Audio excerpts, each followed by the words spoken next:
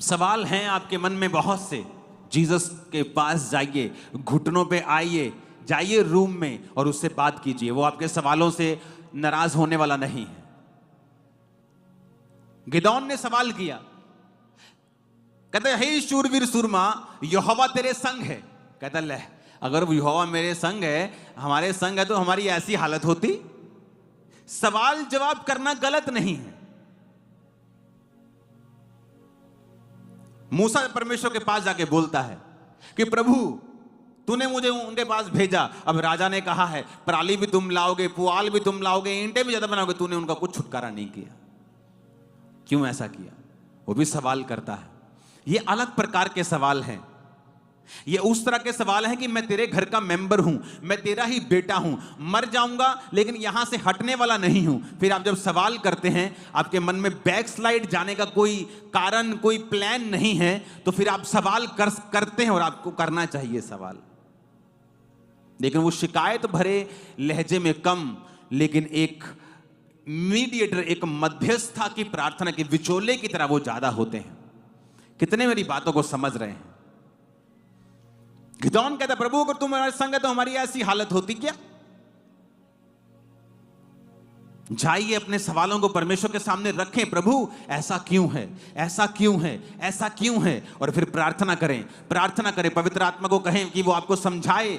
वो बाइबल पढ़ें, आपको परमेश्वर का आत्मा सिखाएगा। हो सकता है मेरे मुंह से कुछ ऐसी बात निकले आपको समझ आ जाए, बाइबल में से कुछ ऐसा पढ़े समझ आ जाए, पवित्र आत्मा आपको डायरेक्ट समझा दे। बाजार में चलते चलते पवित्र आत्मा आपसे बात करे, किसी बच्चे के बीच से पवित्र आत्मा आपसे बात करे, टीवी देखते हुए पवित्र आत्मा आपको बात कर सकता है। मैं आपको बता रहा हूं, आप न्यूज सुन रहे हैं लेकिन पवित्र आत्मा आपसे बात कर रहा है आपके विषय में, जो आपने सवाल प्रभु से अंदर पूछा था। परमेश्वर आपके कानों में बात करना शुरू कर देंगे।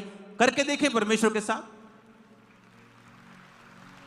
अपने सवालों को दिल में मत रखें और उनको अविश्वास पैदा करने का मौका ना दें, बल्कि उन्हें परमेश्वर के सामने लेके जाएं, प्रभु के सामने उन्हें लेके जाएं और प्रार्थना करें। अपने आप को प्रेयर्स में, फास्टिंग में दे दें पूरी तरह से। बहुत से लोगों की लाइफ में काम नहीं हो रहा, प्रार्थना की कमी, सवाल हैं लेकिन प्रेयर नहीं, फास्टिंग नहीं है, कभी बोया नहीं, कभी टाइथ नहीं, कभी स्पेशल सीड नहीं, प्रेयर नहीं, फास्टिंग नहीं, चर्च के किसी काम में हिस्सा नहीं, तो आप एक एक्टिव मेंबर नहीं हैं। आप प्रभु के घर में लगाए जाते हैं, रोपे जाते हैं, वहीं बोए जाते हैं और वहीं बढ़ते हैं। अगर आप लगाए नहीं गए हैं प्रॉपर, कभी इधर कभी उधर कभी उधर, आपका कोई कुछ नहीं कर सकता।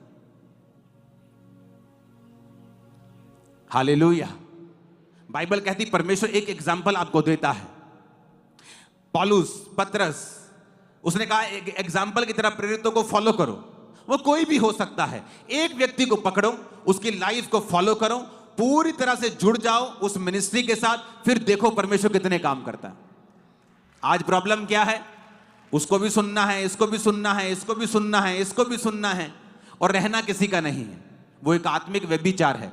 आदमी कहीं का नहीं पहुंचता, कोई व्यक्ति उसे ड्यूटी नहीं देता, कुछ काम परमेश्वर उसे ढंग का देता नहीं, क्योंकि अगर परमेश्वर आपको काम ढंग का देगा, आप 10 लोगों को सुनते हैं, आप उसी चर्च में कंफ्यूजन पैदा कर देंगे और आसपास के लोगों को भी कंफ्यूज कर देंगे। तो परमेश्वर कहता है पहले मन बनाओ, किसको फॉलो करना है, मन बनाकर फिर उसी चीज को फॉलो करो, उसी मिनिस्ट्री के सारे रूल्स फॉलो करो, वहीं बोना है, प्रार्थना करनी है, सिस्टम समझना है, सेवकाई में आना है। देखो फिर क्या होता है। अलग मसा काम करेगा आपके लाइफ में, पहले कभी नहीं किया, अलग काम करेगा।